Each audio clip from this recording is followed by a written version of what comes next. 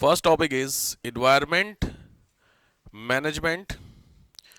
Important topic है mains के लिए, तो हेडिंग डालिए एनवायरमेंट मैनेजमेंट। समझ भी रहेंगे आप लोग कि एनवायरमेंट को लेकर के क्या क्या क्वेश्चंस पुट अप होते हैं।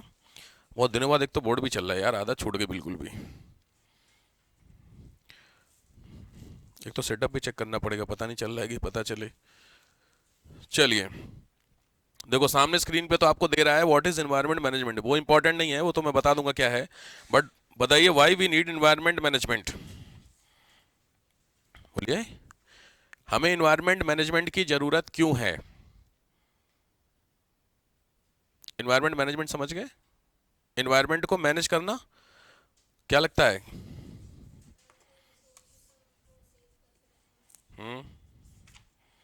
और रिसोर्सेज को सेव करके रखना अच्छी बात है, और देन बिल्कुल सही बात है। अरे हद हो गई यार, एनवायरनमेंट के मैनेजमेंट का क्वेश्चन सीधा सीधा मेंस का सीधा क्वेश्चन है कि हमें एनवायरनमेंट मैनेजमेंट की क्या आवश्यकता क्यों पड़ती है। चले कोई बात नहीं, पहले तो समझिए कुछ चीज़ों को लिखते हैं। अच्छा अगर डिफाइन करना होगा तो क्या करेंगे? What is environment management? What is environment management? No issue, heading डालिए व्हाट इज एनवायरनमेंट मैनेजमेंट और डेफिनेशन।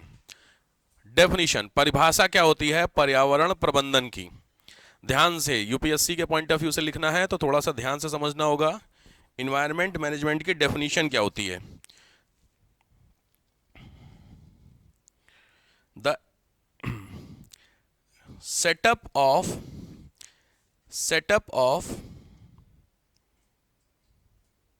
environmental stability या setup of a relation between environmental stability and human activity. environmental stability and human activity, ठीक है, simple है। मानवीय क्रियाओं और प्राकृतिक क्रियाओं, environmental stability, इसके बीच को सेटअप करना, ठीक है, सिंपल तरीके से। खुद थोड़ा टेक्निकल है, थोड़ा सा इस तरीके से समझो। मतलब इन्वायरमेंट तो स्टेबल, क्या लगता है इन्वायरमेंट स्टेबल होता है? हाँ इन्वायरमेंट स्टेबल होता है। इन्वायरमेंट में चेंजमेंट, इन्वायरमेंट चेंजमेंट कब होता है? जब हम उसमें कोई चेंजमेंट करते हैं, लॉजिक बात है। तो दोनों के बीच को आपको क्या करना है कि स्टेबिलिटी सेटअप करनी है। इन्वायरमेंट में इस तरीके के चेंजेस लाओ जिससे इन्वायरमेंट में चेंज हो लेकिन वो लुक कैसा दे आपको? स्टेबल है। कुछ को समझ में आ रहा? दूसरे तरीके से एनवायरनमेंट को हम लोग चेंज करते हैं तो एकदम रैपिडली काफी चेंज कर सकते हैं, या फिर एनवायरनमेंट को slowly according to need change कर सकते हैं। दोनों में एनवायरनमेंट तो चेंज ही हो रहा है। दोनों में से बेटर ऑप्शन कौन सा है? धीरे धीरे चेंज होना। तो एनवायरनमेंट में इस तरीके के चेंजमेंट करना जिससे स्टेबिलिटी क्रिएट हो। तो चेंज करने में कौन हो गया? ह्यूमन। क्योंकि बिना ह्यूमन के, आप जैसे जंगल की बात करते हैं तो जो फॉरेस्ट है वो स्टेबल है, उसमें हमारा तुम्हारा कोई रिलेशन है नहीं। जंगल एज इट इज अपना रखा हुआ है, काम खत्म हो रहा है। लेकिन नॉर्मली जहां पे हम रह रहे हैं वहां पे इन्वायरमेंट स्टेबल नहीं हो सकता ड्यू टू अस। तो यहां पे हमारी एक्टिविटी इस तरीके की हो जिससे इन्वायरमेंट के अंदर चेंजमेंट इस तरीके से हो कि इन्वायरमेंट की स्टेबिलिटी मेंटेन रहे। That is called environmental stability, और इस रिलेशन को क्या बोलते हैं? Environment management. क्लियर हो गया मोटा मोटी? तो क्यों अब यहां पे, ठीक है, अब इसके अंदर कुछ पॉइंटर लिखे फिर आगे बढ़ते हैं, ठीक है। लिखे इट कवर सम फैक्ट्स, ये कुछ तथ्यों को कवर करता है।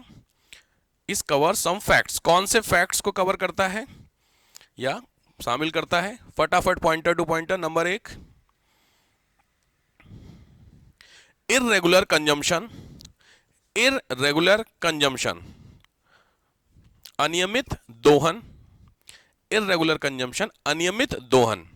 अनियमित दोहन का मतलब होता है, एक होता है कंजम्पशन करना, एक होता है इररेगुलर। दोनों में डिफरेंस क्लियर होगा।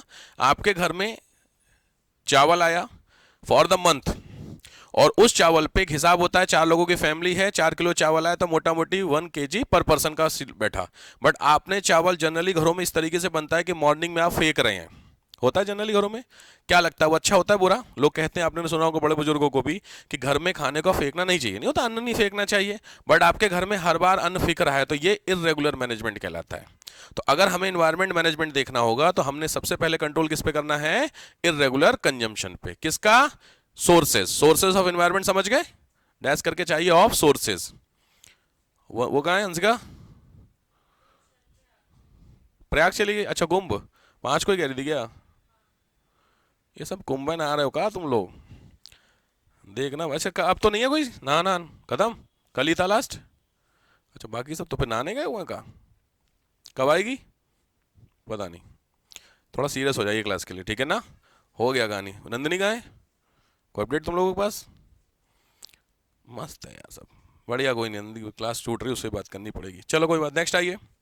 Safety for the component of environment. Safety for the component of environment, पर्यावरण के संघटकों की सुरक्षा, पर्यावरण के संघटकों की सुरक्षा। Next, component of environment. Next, control on the biodiversity degradation. थोड़े से टेक्निकल वर्ड है, ध्यान से। Control on the biodiversity degradation, पर्यावरणीय क्षरण पर नियंत्रण। इन्वायरमेंटल डिग्रेडेशन समझ गए आप लोग? इन्वायरमेंटल को डिग्रेड करना है, क्षरण करना है। किन किन तरीकों से कर सकते हैं? बहुत सारे तरीके हो सकते हैं। इन्वायरमेंट को क्या करना? कंट्रोल करना। इन्वायरमेंट के क्षरण के अंदर जैसे हो गया आपका कॉमन पोल्यूशन, डिग्रेड होता है तो उसको क्या करना? कंट्रोल करना। Next, control on the excretion of pollutant, control on the excretion of pollutants, उत्सर्जकों पर या प्रदूषकों पे कंट्रोल करना। पॉल्यूटेंट आपको क्लियर होंगे, सब समझते चल रहे? कोई पॉइंट हो तो पूछ लीजिएगा। नेक्स्ट आइए, 1 2 3 4 5 6, ये जो लाइन आपने लिखी है इस पॉइंट पे, ये 6 टाइम मेंस का क्वेश्चन है आईएएस का, ये जो लाइन आपने खाली लिखी है पॉल्यूटेंट पे। नेक्स्ट है इसी में ही, proper arrangement of environmental education, proper arrangement of environment education, उचित रूप से पर्यावरणीय शिक्षा को देना। इन्वायरमेंटल एजुकेशन 2 तरीके से दी जा सकती है, ध्यान से। एक दी जा सकती है सिलेबस में डाल करके, एक दी जा सकती है प्रैक्टिकली। प्रैक्टिकल एजुकेशन और सिलेबस में, जैसे आपके सिलेबस में इन्वायरमेंट तो होगा ही होगा, छोटे साल को ही पढ़ लोगे अपने सीबीएसई बोर्ड में, यूपी बोर्ड में। बट देखा जाए तो किताबों से कहीं ज़्यादा, देखो आपको कुछ एक चीज़ दिखाता हूँ मैं, वैसे पढ़ना तो आगे है इसको, बट आपको मैं समझाता हूँ। आप लोगों ने ये मूवमेंट देखा होगा, चिपको मूवमेंट, सुना है? ये जो मूवमेंट है आपका, देखिए इस मूवमेंट में पढ़ा सबने है। चिपको मूवमेंट उत्तराखंड में चलता, भी पढ़ना है, सब बताऊंगा आपको, बस मैं अभी यहाँ पे जंप कर गया कुछ दिखाने के लिए। सामने आप देख रहे हैं कुछ फीमेल हैं, ये क्या है? पेड़ है। तो यहाँ के जो लोकल लोग होते थे, वो लोग इस पेड़ को बचाने के लिए इसके चारों तरफ क्या हो गए? चिपक गए। तो अगर वहां पे गवर्नमेंट अथॉरिटी इसको काटने आएगी तो इनको मारना पड़ेगा। तो ऑब्वियस बात, अब इनको मारना पॉसिबल तो है नहीं, तो इससे पेड़ बच गए। बट यहाँ पे ये चीज, इनके जो बच्चे होंगे वो कुछ नोटिस कर रहे होंगे, वो जो नोटिस करते हैं उसको बोलते हैं प्रैक्टिकल नॉलेज, ठीक है? तो यही वजह आपको पॉइंट लिखाया है कि जो एनवायरनमेंट के अंदर नॉलेज दी जाती है, इंफॉर्मेशन दी जाती है, 2 तरीके से। डैश करके लिख लीजिए उस चीज को, डैश करके ऐसे 2 ऊपर 2 एरो जैसे बनाता हूं मैं, 2 एरो करके उसके अंदर पहला सिलेबस अप्रोच या एकेडमिक अप्रोच, शिक्षाक रूप से, और दूसरा होता है प्रैक्टिकल अप्रोच, प्रैक्टिकल रूप से, ठीक है? ये बहुत इंपॉर्टेंट पोर्शन है। नेक्स्ट है increment in the quality of environment, increment in the quality of environment, पर्यावरण की गुणवत्ता में बढ़ोतरी, पर्यावरण की गुणवत्ता में बढ़ोतरी। What are the option which increases the quality of environment? क्या लगता है? इन्वायरमेंट की क्वालिटी को इंक्रीज करना है तो आपके पास क्या ऑप्शन है? कोई भी ऑप्शन आपको लगता है सर इससे इन्वायरमेंट की क्वालिटी इंप्रूव हो सकती है? कार्बन रिडक्शन, ठीक है, एफॉरेस्टेशन, ठीक है, और ठीक जा रहे हो, और कुछ? मैं इन्वायरमेंट को आपको बचाना है तो आपके पास बहुत सारे ऑप्शंस होते होंगे, उन्हीं ऑप्शंस को पढ़ना है आगे, ठीक है? चलो कोई नहीं। Next, awareness of environment management, awareness of environment management, पर्यावरणीय प्रबंधन की जागरूकता, जागरूकता। इन्वायरमेंट मैनेजमेंट का अवेयरनेस, कोई भी मुझे आप एटलीस्ट एक कैंपेन बताइए। इन्वायरमेंट को गवर्नमेंट जो चलाती है इन्वायरमेंट को प्रोटेक्ट करने के लिए, कोई भी कैंपेन ही तो होता है प्रोटेक्ट, वो आपको बताने के लिए, एडवर्टाइज करने के लिए। कोई भी प्लान या कोई भी campaign which is run by the government to protect the environment है कुछ? स्वच्छ भारत, वेरी गुड, समझ गए? और कुछ? गंगा एक्शन प्लान की जगह नमामि गंगे, ठीक है, बिल्कुल से, तुरंत नोट कीजिए दोनों, बढ़िया आपने बताया। पहला है आपका स्वच्छ भारत अभियान कैंपेन, और दूसरा है नमामि गंगे, फॉर द, क्योंकि गंगा इन्वायरमेंट का ही पार्ट है ना, यहाँ पे गंगा को नदी के पॉइंट ऑफ व्यू से नहीं समझिए, गंगा जो है वो हमारा क्या है, लाइफ का बेस माना जाता है ना, इंडिया का गंगा ही है ना उस सेंस में, ठीक है, बिल्कुल सही। नेक्स्ट आइए, क्वालिटी चेक ऑफ इन्वायरमेंट, गुणवत्तापूर्ण चेकिंग, क्वालिटी चेक करना, एंड रिफॉर्म, चेक करिए, चेक करके अगर कुछ कमी लगती है तो उसको चेंज करिए, बिल्कुल सही बात है। और इसी का लास्ट पॉइंट है आर एंड डी, इसी का last point R and D, research and development, अनुसंधान और विकास। इन्वायरमेंट से रिलेटेड कोई भी रिसर्च बता सकते हैं, इन्वायरमेंट की या इन्वायरमेंट को प्रोटेक्ट करने के लिए कोई सा भी रिसर्च जो हुआ है या हो रहा है या होगा, कोई सा भी कभी सुना हो आप लोगों ने कभी भी, बिल्कुल नई चीज है आपके लिए सभी के लिए, बट पॉइंट होता है कोई आपने सुना हो न्यूज व्यूज में कि इन्वायरमेंट को बचाने के लिए कोई रिसर्च किया जा रहा है पूरी दुनिया में, कहीं पे भी, किसी भी कंट्री में और इन इंडिया।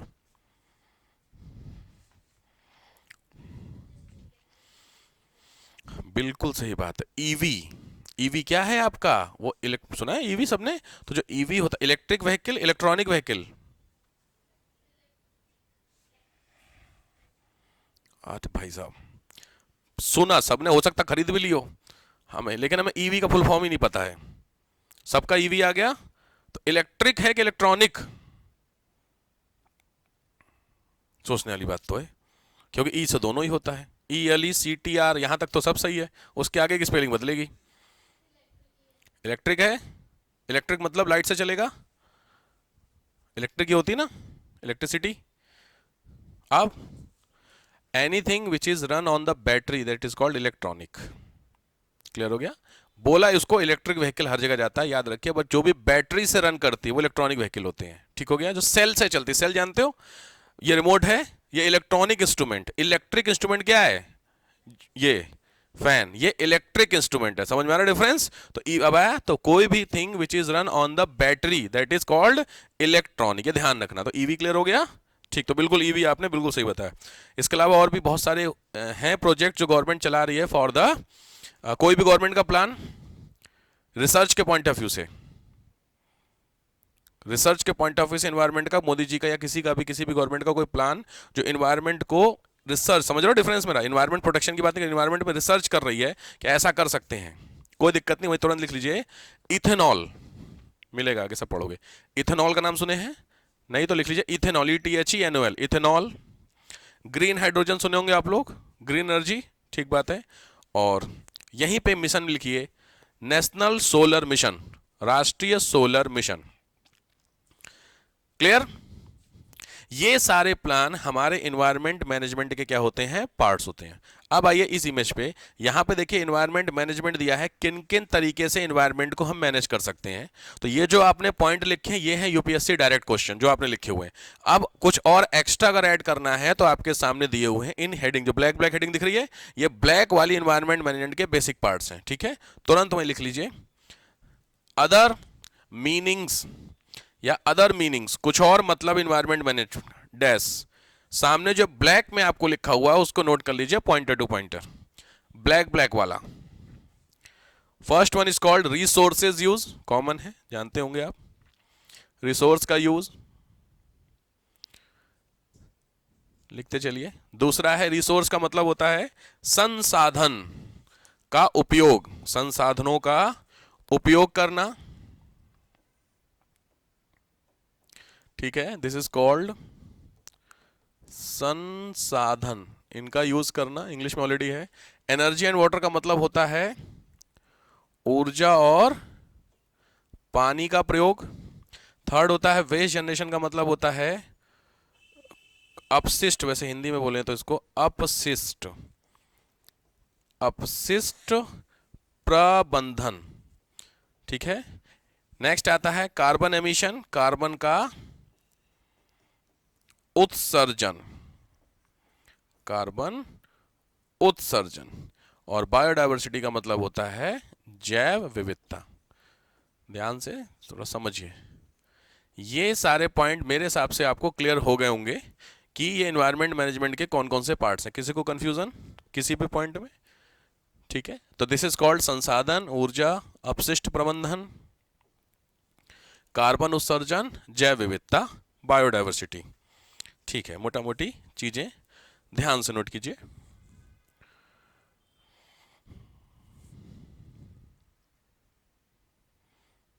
बहुत दिनों बोर्ड पर राइटिंग भी क्या खतरनाक आ रही है। कोई हो गया क्लियर? ध्यान रखिए, मेंस के लिए सबसे इंपॉर्टेंट टॉपिक है ये ईवीएस का, एनवायरनमेंट का, तो थोड़ा ध्यान से समझना होगा। टाइम टेकिंग है, कोई दिक्कत नहीं, आराम से करेंगे, बट थोड़ा सा समझ के करना। कुछ हो गया सबका? पॉइंटर टू पॉइंटर नोट कीजिएगा। ग्रीन वाला नीड नहीं है, क्योंकि ग्रीन वाला ऑटोमेटिकली आप समझ गए होंगे। एनर्जी एंड वाटर की बात की जाएगी तो क्या वाटर को कम से कम यूज करो, यूटिलाइज करो। भाई क्या लिखा है? Controlling and reducing water uses and being energy efficient. उस वाटर को इस तरीके से यूज करिए कि उस वाटर को यूटिलाइज भी हो जाए और जो वेस्ट वाटर वो यूज भी हो जाए। जैसे मैंने हमेशा आपको क्या बताया है, इसके लिए बहुत फेमस है जापान का। जापान में जो हैंड वॉश किया, वहाँ रूल है, वहाँ के जो वॉशरूम्स होते हैं, बाथरूम स्पेशली, जहाँ पे आप हैंड वॉश करते हैं बेसिन में, वॉश बेसिन होता है, उस बेसिन से नीचे तो पाइप होता है, वो पाइप हर एक जो कमोड होता है, उसमें कमोड होता है, उस कमोड में कनेक्ट होता है। समझ में आ गया आपको? भाई कमोड में फ्लश करने के लिए जो वाटर चाहिए, क्या वो डिस्टिल वाटर चाहिए? कोई भी वाटर चलेगा कि नहीं चलेगा? लॉजिक बात है। भाई आप यूरिनेशन के लिए गए और अगर आपने वहां पे फ्लश किया तो फ्लश में जो पानी आया वो डिस्टिल्ड होना चाहिए, ऐसा तो नहीं है, पानी चाहिए। तो अब ध्यान समझिए, अगर आपने क्या किया, बेसिन लगा हुआ है, आप हाथ धुल रहे हैं, हैंड वॉश में आपने खोला, फिर पानी गिरना शुरू हुआ, फिर आपने उसको पानी से हाथ गीला किया, उसके बाद फिर आपने सोप उठा, हैंड वॉश उठाया, फिर उसको किया, उसके बाद इतने में पानी गया, कितना पानी गया होगा किसी को आइडिया? अप्रॉक्सीमेट कितना पानी गया होगा? एक मोटा मोटी आइडिया, वैसे बहुत इंपॉर्टेंट क्वेश्चन, बात आ गई तो एकदम से पूछूं, आप मुझे एक आइडिया बताइए, डेली यूजेस कितना है पर पर्सन का, एक दिन का पानी का approx, on an average daily uses कितना है पानी का पर पर्सन? अभी आपको मैं आपकी आंखें खोल देता हूं, क्यों गवर्नमेंट कह रही है पानी बचाओ, जल ही जीवन सुना है आपने, क्यों ऐसा स्लोगन बोला गया है? 100 लीटर अप्रॉक्स, 200 लीटर्स, और अप्रॉक्स कुछ और 10-20 वाला जो फ्लश होता है कितने लीटर का होता है वो? मोटा मोटी छोटा वाला नॉर्मल जो फ्लश होता है आपके कितने लीटर के होते हैं अप्रॉक्स, घर पे जो लगे होते हैं? कभी चेक किया है आपने? ध्यान नहीं दिया आपने?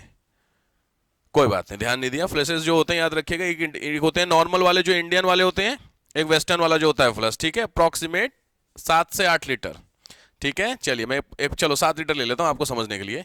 अगर 7 लीटर का है, दिन भर में कितनी बार जाता है आदमी? 2 बार। मैं एवरेज लेके चलता हूं, बाकी मल्टीपल वाला छोड़ को 3-4 बार जा रहा है, उससे मैटर नहीं करता है। अगर मॉर्निंग यानी 2 बार ले आते, यानी कितने लीटर का हो गया हिसाब? मोटा मोटी समझते हैं। सबसे पहले जरा समझिए, आप लोग नहाने में कितना नहाते हैं अप्रॉक्स? नहाने में पानी यूज करते हैं? मैं बहुत जेन्युइन बात ध्यान से समझना, क्योंकि यूपीएससी का प्रीलिम्स का ये डायरेक्ट क्वेश्चन है जो आपको मैं समझा रहा हूं। नहाने में आप बाल्टी बकेट यूज करते हैं? आपके बकेट कितने लीटर की है?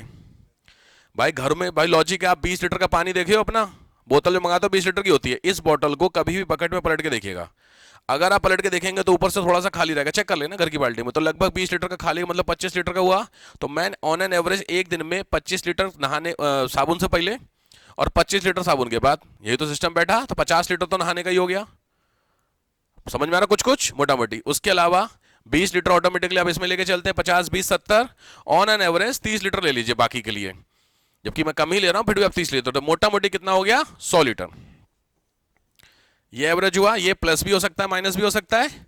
अब इंडिया में लॉजिक सोच के दिखाइए, कुछ कितने लोग अप्रॉक्सीमेट, जरा हिसाब समझना। 100 को मैं ऐसे लिखता हूं, उसके आगे फिर यूनिट लगा दूंगा, ठीक है? इंडिया में लगभग कितने लोग हो गए? लगभग 140 सीआर, यही लोग हैं। 140 सीआर में कुछ लोग होंगे जो इतना यूज नहीं करते होंगे, कुछ लोग होंगे जो ज्यादा यूज करते होंगे।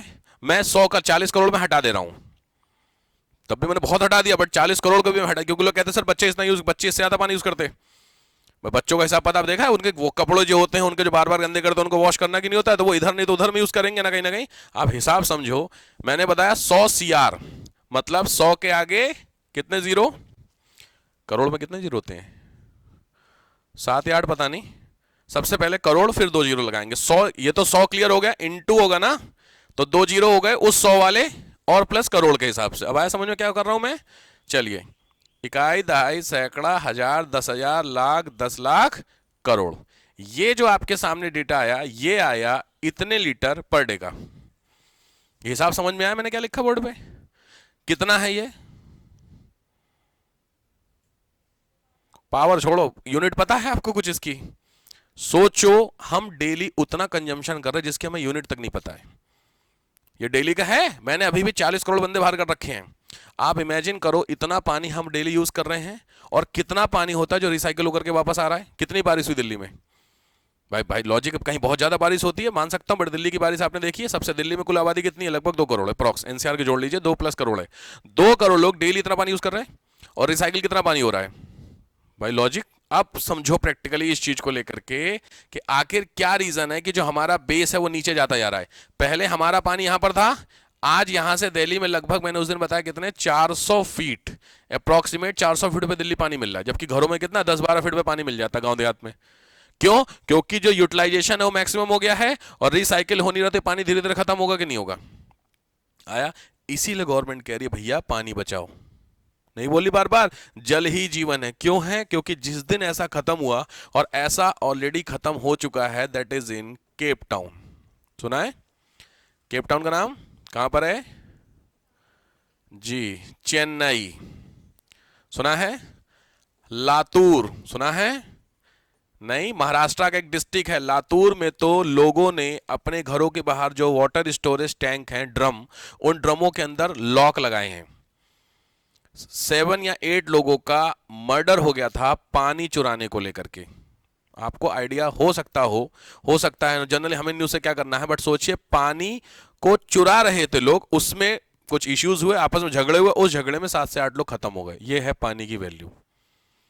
समझ में आ गया पानी भैया? तो इसीलिए यहां पे इस फैक्ट्स में दिया है कि वाटर को क्या करो, रिड्यूसिंग करो वाटर यूजेस को, और क्या कर दो साथ में एनर्जी एफिशिएंट को लेकर, यानी जो पानी आप वेस्ट कर रहे हो उस पानी को कहीं ना कहीं यूज कर लो भाई। ठीक। वेस्ट जनरेशन कॉमन है। कार्बन एमिशन जितना कम से कम कर सकते हैं, कार्बन एमिशन तो समझते होंगे, जो कार्बन एमिट होती है उसको आप जितना कर लीजिए जीरो। इस कार्बन एमिशन को गवर्नमेंट यूएनईपी का मे भी नाम सुने होंगे, UNEP, United Nation Environment Programme, इसने एक वर्ड दिया है, उसको बोलते हैं कार्बन क्रेडिट। कार्बन क्रेडिट क्या होता है? बहुत इंपॉर्टेंट फैक्ट्स है यहां पे। सबसे पहले जान लीजिए कि ये जो क्रेडिट वर्ड है, क्रेडिट क्या होता है? क्रेडिट और डेबिट आपने सुना है, तो क्रेडिट मतलब आपके अकाउंट में जमा होना, ये बहुत अच्छी चीज है। पूरे वर्ल्ड में प्रेजेंट सिनेरियो में कार्बन जो होता है उसको खरीदा और बेचा जा रहा है। कौन खरीद रहा बेच रहा है? गवर्नमेंट खरीदती बेचती है। जैसे यूएनईपी ने बोला है कि एक आपके कॉमन सेंस के हिसाब से समझिए कि पूरी दुनिया daily 10 kilo carbon, 10 KG carbon क्या कर सकती है? यूज कर सकती है। जरा ध्यान से समझो। तो आज इंडिया 10 किलो करेगा, श्रीलंका 10 करेगा, पाकिस्तान 10, सबका अपना अपना बटा हुआ है। अब समझिए हुआ क्या? हुआ ये कि मंडे को, मैं 2 देश ले लेता हूं, इंडिया और इंडोनेशिया, 2 को ले लेते हैं, कोई दिक्कत नहीं। इंडिया ने मंडे को कितना यूज किया? 100 केजी। इंडोनेशिया ने कितना किया? 100 केजी। दोनों बराबर पे चल रहे हैं। अब क्या होगा? अब होगा ये, आया ट्यूसडे, ट्यूसडे के दिन, मतलब ये मंडे ट्यूसडे के दिन, आप इसको टाइम ले लीजिए, ज्यादा कोई इश्यू नहीं है। इंडिया ने धीरे धीरे कार्बन एमिशन टेक्नोलॉजी पे काम हो रहा है। जैसे अपनी जो दिल्ली मेट्रो है या जितनी भी मेट्रो है वो 0 कार्बन एमिशन है, उसमें कार्बन निकलता ही नहीं है।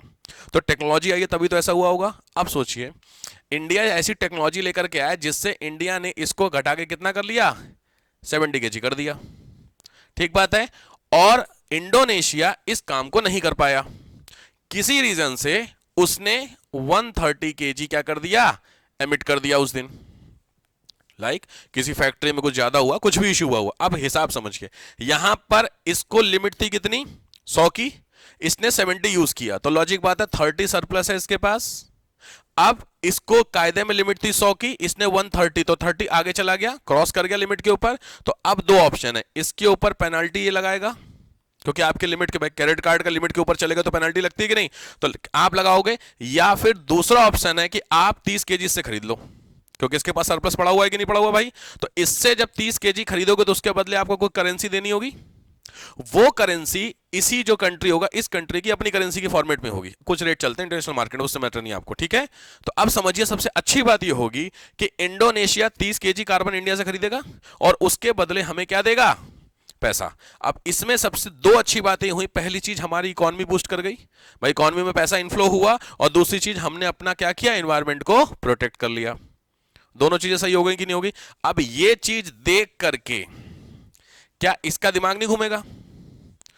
भाई लॉजिक बात है, उसका एक तो एनवायरनमेंट भी खराब हो रहा, पैसा भी खर्च कर रहे हैं, तो उससे अच्छा इंडिया ऐसा क्या कर रहा है कि हम भी करें?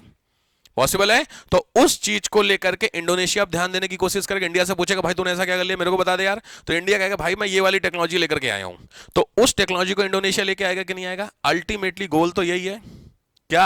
एनवायरनमेंट को प्रोटेक्ट करना भाई। तो अगर हर देश अपनी अपनी टेक्नोलॉजी को लेकर के आता है जो लेस कार्बन एमिशन करेगी, अल्टीमेटली पूरी दुनिया में कार्बन लेस हो गया कि नहीं हो गया? हमें तो इसी से मतलब है ना। तो ये नया कॉन्सेप्ट आता है कार्बन क्रेडिट, पढ़ोगे जब मेंस के पॉइंट लिखाऊंगा वहां बता दूंगा, ठीक है? तो इस वाले पॉइंट में कार्बन एमिशन में जरूर नोट कर लीजिए कार्बन क्रेडिट, बहुत इंपॉर्टेंट है कार्बन क्रेडिट। दूसरा लिख लीजिएगा वहीं पर कार्बन फुटप्रिंट। कार्बन फुटप्रिंट बताऊंगा मैं क्या होता है, कार्बन फुटप्रिंट। ठीक हो गया। नेक्स्ट बायोडायवर्सिटी, तो ऑब्वियस बात है प्रिवेंशन ऑफ बायोडायवर्सिटी को क्या करना है। बायोडायवर्सिटी मैंने आपको दोनों ही बताई है। बायोडायवर्सिटी में पहली होती है एनिमल बायोडायवर्सिटी और दूसरी प्लांट। तो इन दोनों को क्या करना है, आपको प्रोटेक्ट करना जरूरी है, ठीक है? क्यों जरूरी है? कि दुनिया में सभी तरह के एनिमल का होना जरूरी है, सभी तरह के प्लांट का होना जरूरी है भाई, हाँ या ना यार? कॉमन सेंस है, बिल्कुल सर जरूरी है। ठीक हो गया। तो दिस इज कॉल्ड, अब यहां पे तुरंत लिखिए मेंस का क्वेश्चन नंबर, लिखिए मेंस के क्वेश्चन PYQ। इस वाले टॉपिक में कराऊंगा मैं मेंस के क्वेश्चन, आपको लिखूंगा। First, what is environment management? What is environment management? पर्यावरणीय प्रबंधन क्या है? पर्यावरणीय प्रबंधन क्या है? First point. Second point, why we need environment management? Second question, हमें पर्यावरणीय प्रबंधन की क्यों आवश्यकता है? Why we need environment management, तो हमें पर्यावरणीय प्रबंधन की क्यों आवश्यकता है। Third question, is India efficient for the environment management? क्या भारत पर्यावरणीय प्रबंधन के लिए दक्ष है? प्रबंधन के लिए एफिशिएंट है। Fourth point, fourth question, describe any 3 plan for the environment management. पर्यावरणीय प्रबंधन से संबंधित किन्हीं 3 प्लान की व्याख्या करें। तो समझ भाई, स्वच्छ भारत जो लिखवाया था आपने, गंगा एक्शन प्लान, सब उसी में चलेगा आपका, ठीक है? ये क्वेश्चन डायरेक्ट हैं जो मेंस के पॉइंटर पे आ रखे हैं, ठीक है साहब? हो जाएंगे, ठीक है? अब आइए देखिए नेक्स्ट हेडिंग डालिए, नीड फॉर एनवायरमेंट मैनेजमेंट। क्यों जरूरत है नीड फॉर एनवायरमेंट मैनेजमेंट? क्योंकि एनवायरमेंट मैनेजमेंट की जरूरत हमें बहुत ज्यादा है। क्यों जरूरत है? आपके सामने पॉइंटर टू पॉइंटर है। नंबर 1 नोट करते चलिए, संसाधनों का यूज, सीधे नोट कर लीजिए, यूज ऑफ रिसोर्सेज, संसाधनों का उपयोग, संसाधनों का उपयोग।